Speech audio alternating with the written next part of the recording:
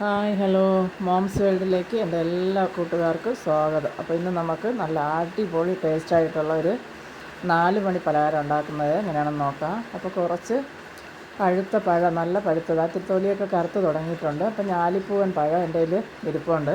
അപ്പോൾ അതുകൊണ്ട് നമുക്ക് നല്ലൊരു 4 മണി പലഹാരം റെഡിയാക്കി എടുക്കാം. കുഞ്ഞുമക്കൾക്കൊക്കെ ഇഷ്ടപ്പെടുന്ന രീതിയിൽ. അപ്പോൾ ഞാനിവിടെ ഒരു 5 പഴം ഇതുപോലെ എടുത്തിട്ടുണ്ട്. ഇനി അത് മിക്സിയിലിട്ട് കൊടുത്തതിന് ശേഷം നമുക്ക് നല്ലപോലെ ഒന്ന് അടിച്ചെടുക്കാം. ഇപ്പോൾ ഇതാ നമ്മുടെ പഴമെല്ലാം ഞാനിവിടെ അടിച്ചെടുത്തിട്ടുണ്ട് കേട്ടോ. എന്താ ടേസ്റ്റ് എന്നറിയാമോ? അടിപൊളി ടേസ്റ്റാണ്. അപ്പോൾ കൊച്ചുമക്കളൊക്കെ ആണെങ്കിൽ ഇഷ്ടപ്പെട്ട് കഴിച്ചോളവർക്ക് ഇതങ്ങ് കൊടുത്താൽ മാത്രം മതി ഉണ്ടാക്കി കേട്ടോ. നല്ല പഴത്തിന് നല്ല മധുരം ഉള്ളതുകൊണ്ട് ഞാൻ 2 ടീസ്പൂണ് പഞ്ചസാര ഇട്ട് കൊടുക്കുന്നുണ്ട്. ഞാനിപ്പോൾ ഇതാ 1 കപ്പ് തേങ്ങ ഉണ്ട്, ഈ ബൗളിന് ഞാൻ 1 ബൗൾ എടുത്തിട്ടുണ്ട്. അപ്പോൾ അത്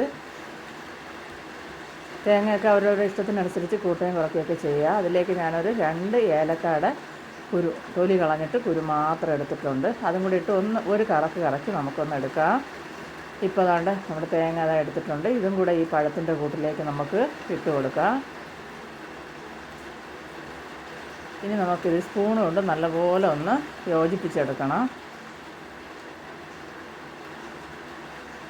നല്ലപോലെ ഒന്ന് ഇളക്കി ആ തേങ്ങയും പഞ്ചസാരയും അതുപോലെ തന്നെ പഴവും എല്ലാം കൂടെ നല്ലപോലെ ഒന്ന് മിക്സായി കിട്ടണം. അതുവരെ നല്ലപോലെ ഒന്ന് ഇളക്കി കൊടുക്കുക. അപ്പോൾ ഞാൻ ഈ വോയിസ് ഇടുന്ന സമയത്തൂടെ നല്ല മഴയാണ് കേട്ടോ. അപ്പോൾ അതിൻ്റെ ശബ്ദം ഇതിലിങ്ങനെ ഇതാവുന്നുണ്ടോ എന്ന് എനിക്കൊരു സംശയം ഇല്ലാതില്ല. അപ്പോൾ ഇതെല്ലാം നല്ലപോലെ ഒന്ന് ഇളക്കി യോജിപ്പിച്ച് ശേഷം നമുക്കിതിലേക്ക് മാവിട്ട് കൊടുക്കാം. ഇത് നമ്മൾ ഉണ്ടാക്കി ഇത് എല്ലാം മാവെല്ലാം കലക്കി റെഡിയാക്കി ഉടനെ ഇടാം കേട്ടോ. ഇത് നമ്മൾ റെസ്റ്റ് ചെയ്യാനൊന്നും വെക്കണ്ട. അപ്പോൾ ഞാനിതാ 1 ബൗൾ നിറച്ച് മൈദ എടുത്തിട്ടുണ്ട്. അപ്പോൾ തേങ്ങ ഇട്ട് അതേ ബൗളിലാണ് ഞാൻ എടുത്തേക്കണേ. അപ്പോൾ മാവ് നമുക്ക് കുറേച്ചിട്ട് കൊടുത്ത് കലക്കിയെടുക്കണം. ഒരുമിച്ചിട്ടാൽ കലക്കാൻ ബുദ്ധിമുട്ടായിരിക്കും. അപ്പോൾ ആദ്യം ഞാൻ കുറച്ചിട്ട് കൊടുത്തു. അപ്പോൾ അതെല്ലാം നല്ലതുപോലെ ഒന്ന് മിക്സ് ആക്കിയതിന് ശേഷം ബാക്കിയിരിക്കുന്നത് കുറേശ്ശെ ഇട്ട് കൊടുത്ത് നമുക്ക് നല്ലപോലെ ഒന്ന് മിക്സാക്കി എടുക്കണം. അപ്പോൾ ഞാൻ ആ 1 ബൗൾ മാവ് ഇട്ടിട്ടുണ്ട്. ഈ മാവിനൊരു പരുവുണ്ടല്ലോ, അതനുസരിച്ച് വരുന്നവരെയും നമുക്ക് ഇട്ട് കൊടുക്കാം. അപ്പോൾ മാവ് ഇപ്പോൾ ഞാൻ നല്ലപോലെ ഇട്ട് മിക്സാക്കി എടുത്തു. അതിലേക്ക് 1 നുള്ളു ഉപ്പ്, ഇതിൻ്റെ ആ മധുരവും രുചിയും എല്ലാം ഒന്ന് ബാലൻസ് ചെയ്യാനായിട്ട് 1 നുള്ളു ഉപ്പും കൂടി ഇട്ട് കൊടുത്ത് നല്ലപോലെ നമുക്കൊന്ന് ഇളക്കി കൊടുക്കാം. അതിലേക്ക് ഞാൻ 1 ടീസ്പൂണ് കറുത്ത എള്ള് ഇട്ട് കൊടുക്കുന്നുണ്ട്. അപ്പോൾ ഇതൊക്കെ ആവശ്യമുണ്ടെങ്കിൽ മാത്രം ഇടുക. ഞാൻ എൻ്റെ കയ്യിലുണ്ടായിരുന്നു. അപ്പോൾ എനിക്ക് എള്ളിൻ്റെ മണമൊക്കെ ഇഷ്ടമാണ്, അതുകൊണ്ട് ഞാനിട്ടു. ഇനി ഇതിലേക്ക് ബേക്കിംഗ് പൗഡർ 1 അര ടീസ്പൂൺ എടുത്തിട്ടില്ല ഞാൻ, അത്രയും മതി. അതും കൂടെ നമുക്ക് ഇട്ട് കൊടുത്ത് ഒന്ന് നല്ലപോലെ മിക്സാക്കി എടുക്കാം. കണ്ടല്ലോ, ഇതുപോലെ നമുക്കൊന്ന് മിക്സാക്കി എടുക്കാം. അപ്പോൾ ആ പരുവത്തിൽ മതിയാവും മാവ്. വെള്ളമായി പോകരുത്, ഒരുപാട് കട്ടിയായും പോകരുത്. അപ്പോൾ ഞാനിവിടെ ഒരു ചെറിയ ചീനച്ചട്ടി അടുപ്പത്ത് വെച്ചിട്ടുണ്ട്. അതിലേക്ക് വെളിച്ചെണ്ണ ഒഴിച്ച് കൊടുത്തേക്കണേ.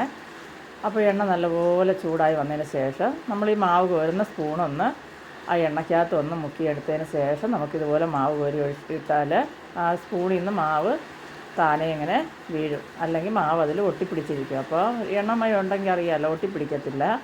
അപ്പോൾ ഞാൻ ആദ്യം ഇങ്ങനെ സ്പൂണും കോരിയിട്ടെടുത്ത് അപ്പോൾ അത് തിരിച്ചും മറിച്ചും ഇട്ട് ഒന്ന് നമുക്ക് മൂപ്പിച്ചെടുക്കണം. നല്ല മണമാണ് കേട്ടോ. ഇതിങ്ങനെ എടുത്തപ്പോഴത്തേന് എന്തോ മണമാണ്. നമ്മുടെ ഉണ്ണിയപ്പം ഉണ്ടാക്കുന്നതിൻ്റെ ഒരു മണവും ആ പഴത്തിൻ്റെ, ഞാലിപ്പം പഴമല്ല, എൻ്റെ പഴത്തിൻ്റെയൊക്കെ എന്തോ മണമാണെന്നറിയാമോ. അപ്പോൾ ഇപ്പോൾ ഇത് റെഡി ആയിട്ടുണ്ട്. ഞാൻ ഇനി സ്പൂൺ കൊണ്ട് ഞാൻ ഇടുന്നില്ല, ഞാൻ ഇനി കൈ കൊണ്ട്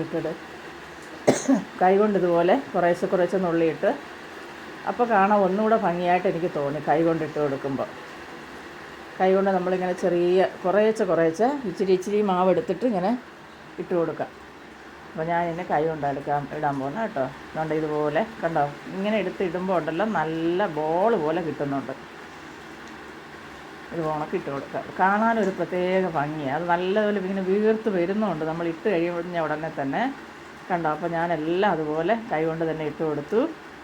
ഇപ്പോൾ എല്ലാം നമ്മുടെ 4 മണി പലഹാരം അങ്ങനെ ഇവിടെ റെഡിയാക്കി നമ്മൾ എടുത്തിട്ടുണ്ട്. നല്ല ടേസ്റ്റ് എന്ന് പറഞ്ഞാൽ അടിപൊളി ടേസ്റ്റ്. അപ്പോൾ ഇതെല്ലാവർക്കും ഇഷ്ടപ്പെടും കേട്ടോ. ഇതിൻ്റെ പുറം നല്ല മൊരിഞ്ഞായിരിക്കും, എന്നാൽ അകത്ത് നല്ല സോഫ്റ്റാണ്. കണ്ടോ, പുറം നല്ല മൊരിഞ്ഞ അകത്ത് നല്ല സോഫ്റ്റായിട്ട് പഞ്ഞു ഉണക്കായിരിക്കും. നല്ല ടേസ്റ്റാണ്. അപ്പോൾ എല്ലാവരും ഇതുപോലെ ഒന്ന് ഉണ്ടാക്കി നോക്കണേ. എൻ്റെ ചാനൽ സബ്സ്ക്രൈബ് ചെയ്യാൻ മറന്നു പോകല്ലേ.